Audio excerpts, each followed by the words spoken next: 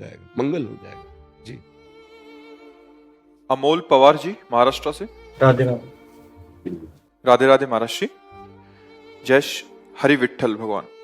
महाराज जी आपके चरणों में कोटि कोटि प्रणाम। महाराज जी मैं अज्ञानी ये समझ नहीं पा रहा हूं कि जब हम नींद में होते हैं तो हम स्वप्न देखते हैं, वैसे ही ये पूरा जगत मिथ्या है, ये भी एक स्वप्न है। अगर ये स्वप्न है तो नींद में कौन है और ये स्वप्न कौन देख रहा है? कृपया पूरा अज्ञान का को दूर पूरा जागृत स्वप्न सुषुप्ति ये सब मायाकृत है। देखने वाले हम ही हैं और बनने वाले भी हम ही हैं। जैसे स्थूल शरीर शैया में सोया हुआ है, स्वप्न शरीर में ये भान नहीं है किसी को भी, लेकिन वो है ना। स्वप्न शरीर में जो भी हमने सुख या दुखप्रद घटनाएं देखी, सुखद घटना या दुखद घटना, जो भी हमने समाज देखा, उसमें व्यक्ति भी थे, स्थान भी था, वस्तु भी थी, अनुकूल या प्रतिकूल। जब हम जगे तो स्थूल शरीर का भान हुआ, तो स्वप्न शरीर मिथ्या हो गया ना। स्वप्न में थे तो स्थूल मिथ्या हो गया, और जब गाढ़ सुषुप्ति में गए तो स्वप्न और स्थूल दोनों मिथ्या हो गए।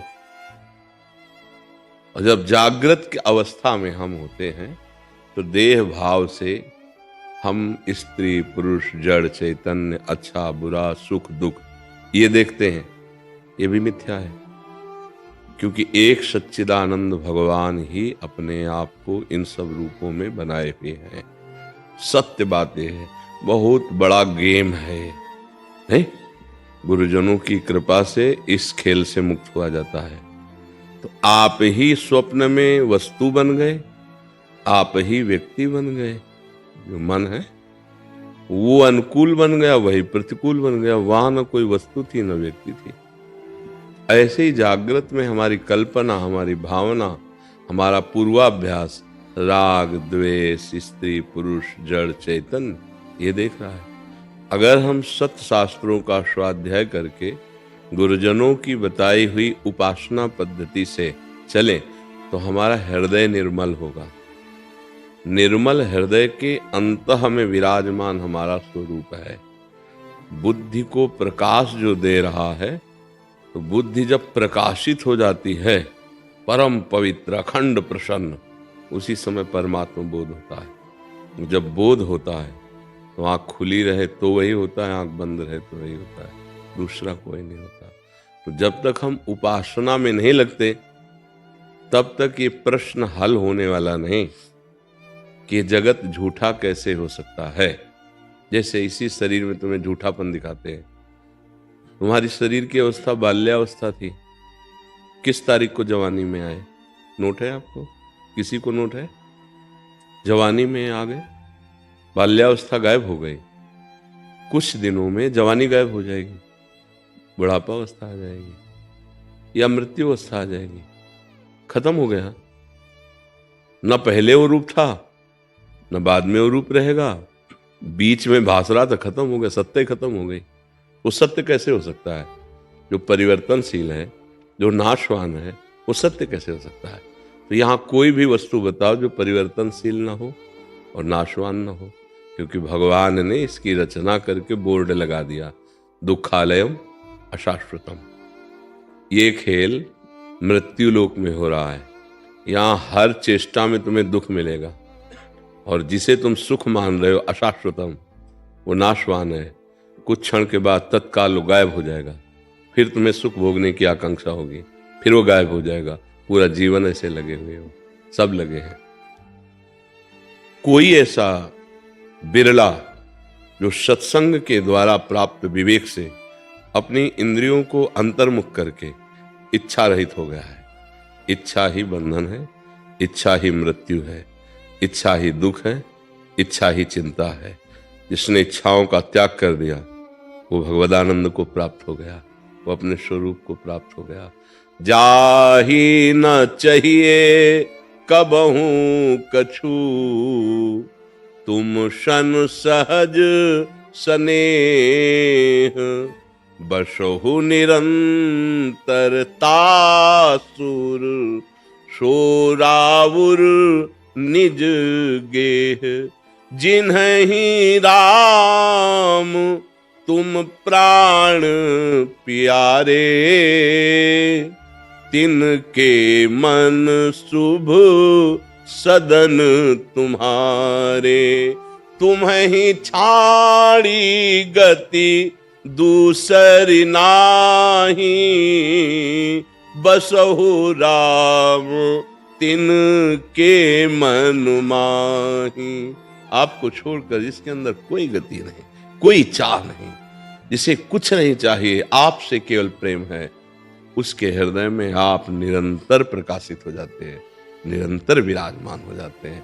अब जागृत स्वप्न सुषुप्ति अवस्था भगवदाकार रहती है। स्वप्न में भी प्रभु में, सुषुप्ति में भी प्रभु में, और जागृत में भी प्रभु में। जब तक हम प्रभु को भूलकर जागृत और स्वप्न और सुषुप्ति में विचर रहे तो मिथ्या जीवन जा रहा है, ये नष्ट जीवन है, ये शाश्वत नहीं हो सकता।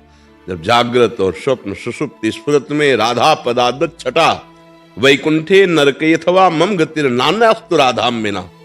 अब बात बन गई, जग रहा है तो राधा, सो रहा है तो राधा राधा। आप कहोगे सुषुप्ति में भजन कैसे होता है? अभ्यास में। यदि रात दिन अभ्यास किया जाए तो सोवत हो रसना रटे राधा कृष्ण सुनाम। अभ्यास में बड़ी ताकत है। साधु की या भजनानंदी उपासक की निद्रा समाधि स्थिति, वो तमोगुणी नींद में नहीं होता, वो समाधि स्थिति, भगवदाकार वृत्ति होती है।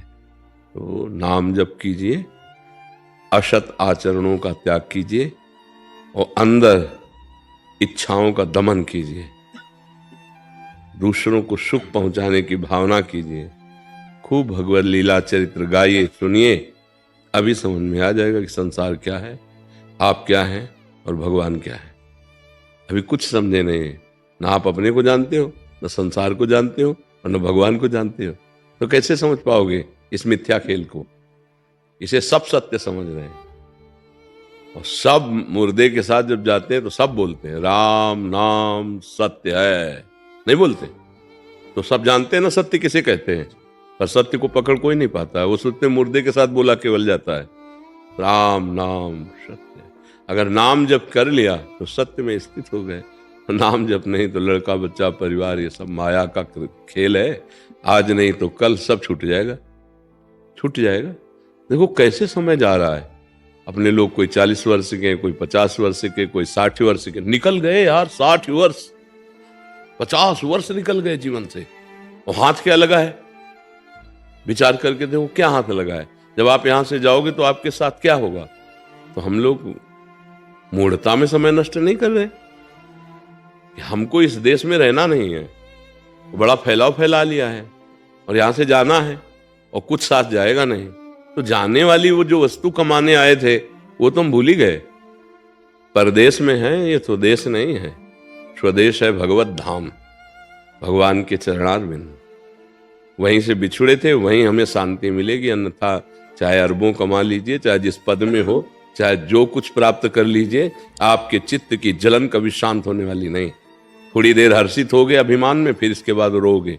देख लो कोई भी हो, ये जो बात हम कहते हैं शास्त्र सम्मत कहते हैं। अंदर से देख लो, बिना भगवान के चरणारविंद का आश्रय लिए विश्राम नहीं है। एक सज्जन आए थे, बड़े पदाधिकारी भी थे, उनका बहुत सम्मान है संसार में, खूब पैसा है, परिवार भी सब अनुकूल है, पर हर समय एक बात से जलता रहता हूं कि मरना पड़ेगा। अब ये मरने का भय कैसे जाए, क्योंकि सब छूटेगा जो हमारा सब प्यारा है। वो यही भय से निर्भय होने के लिए तो अध्यात्म है। अध्यात्म को स्वीकार नहीं किया, आधुनिकता को स्वीकार किया। अब जाने का नंबर आ रहा है, बार बार टेलीफोन होता रहता है हृदय में कि जाना है। अब हृदय में जो बात आती जाना है, तो तैयारी तो कुछ है नहीं। कहाँ जाना है कोई परिचय नहीं, क्या ले जाना है कुछ है ही नहीं तुम्हारे पास। जो सब हैं वो सब छूट जाने वाले हैं, तो डरोगे नहीं और क्या होगा। जब यहाँ से जाओगे तब तुम्हें समझ में आएगा कि हमारा जीवन मिथ्या गया, मन पछितई है अवसर भी है। दुनिया में लाखों का मेला जुड़ा, हंसा जब जब उड़ा तो अकेला उड़ा। तो झूठा खेल था ना, अकेले गए ना, कोई साथी तो नहीं, कोई पैसा नहीं, कोई पद नहीं, कोई वाहवाही नहीं तुम्हारे साथ गई, सब यहीं। और यहाँ कोई किसी को प्यार नहीं करता। तो मरे 2-4 दिन में परिवार वाले भूल जाएंगे, पड़ोसी भूल जाएंगे, अपने अपने सब राग में लगे। हम सोचते हैं हमारा नाम हो जाए। अरे बड़े बड़े चक्रवर्ती सम्राट हुए, उनका तो नाम कोई लेता नहीं। भगवान का नाम लेने के लिए तैयार नहीं, तुम्हारा कौन नाम लेगा। तो मूढ़ता त्याग करके अहंकार विमूढ़ आत्मा करता हमिति मन्यते, मैं ऐसा किया मैं ऐसा करूंगा, इस मूढ़ता का त्याग करके नाम जप करे, भगवान के आश्रित हो, तो समझ में आ जाएगा कि ये मिथ्या है। एक बार जनक जी ने एक स्वप्न देखा कि स्वप्न में उनका राज्य छिन गया और भिक्षुक बन गए और कई दिन के भूखे हैं। उन्होंने मांग करके दाल और चावल एकत्रित किया और उसको उबालने लगे। एक मिट्टी के पात्र में जंगली लकड़ियां बीन करके वो खिचड़ी पक ही रही थी कि इतने में 2 सांड लड़ते हुए आए और वो सब माठ फूट गया खिचड़ी। तो बहुत व्याकुल हो गए भूख से, एकदम आँख खुली तो राजशैया पर उनका शाम के तो भोजन पाके ये भूख कहाँ से थी।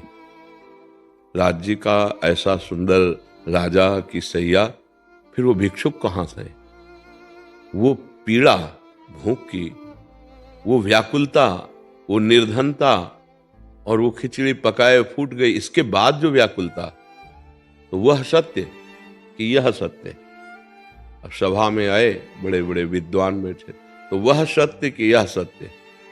अब कोई वाह का मतलब समझ ही नहीं पा रहा था और कुछ नहीं बोल रहे थे, बस इतना ही बोल रहे थे, वह सत्य कि यह सत्य। कोई उत्तर नहीं दे पा रहा। तो उनका आदेश था कि जितने यहाँ ब्रह्म ऋषि जब तक उत्तर नहीं देंगे, अब राजा है, तब तक सबको सुविधा मिलेगी, पर हमारे बंदी गृह से बाहर नहीं जा सकते, नजर कैद। आप सबको सुविधा मिलेगी, सम्मान मिलेगा, पर आप अपने घर नहीं जा सकते। तो कौहर नाम के ऋषि थे, उनके पुत्र श्री अष्टावक्र जी थे, बच्चों के साथ खेल रहे थे। बहुत ही विद्वान और परम प्रवीण थे। बाल्यावस्था में क्या, गर्भावस्था में ही अपने पिता को टोक दिया था।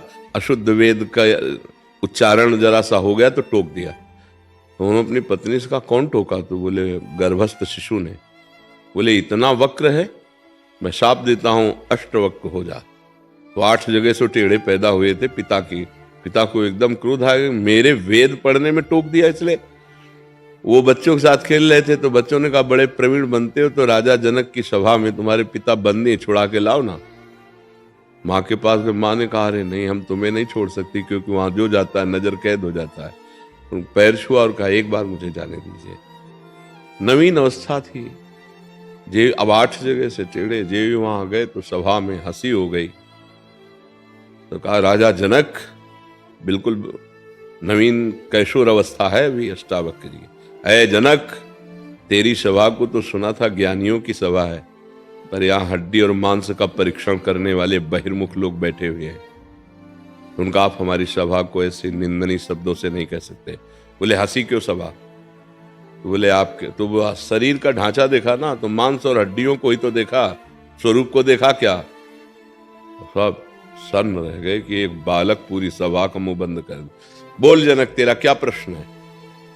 टेढ़े 8 जगह से नवीन अवस्था, सबके होश उड़े हुए थे, कौन है कौन है, क्या तेरा प्रश्न है? बोले यह सत्य कि वह सत्य? बोले ना यह सत्य ना वह सत्य। बोले प्रमाणित कीजिए। बोले जब जागृत में थे तो राजा थे, जब स्वप्न में थे भिखारी थे, जब आप जगे तो भिखारी पना मिथ्या हुआ, और जब आप स्वप्न में थे तो राजा पना मिथ्या हुआ। ना ये सत्य है ना वो सत्य है। चरणों में गिर गए और गुरु बनाया। सुखदेव जी के गुरु जनक जी और जनक जी के गुरु अष्टावक्र जी। ऐसे महान ब्रह्मवेत्ता, उनका जितनी देर में घोड़े की रकाब पर पैर रखकर घोड़े पर चढ़ा जाता है, इतने में तेरे को ब्रह्म बोध करा देंगे। ऐसे महापुरुष। तो ना ये सत्य है ना वो सत्य है।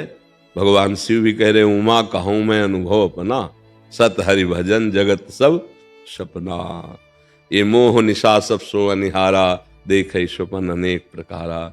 आज जाग जाओ तो कुछ कमा लोगे, नहीं जाग पाओगे तो सोते ही रह जाओगे, हाथ मलते रह जाओगे, मन पचतई है अवसर बीते।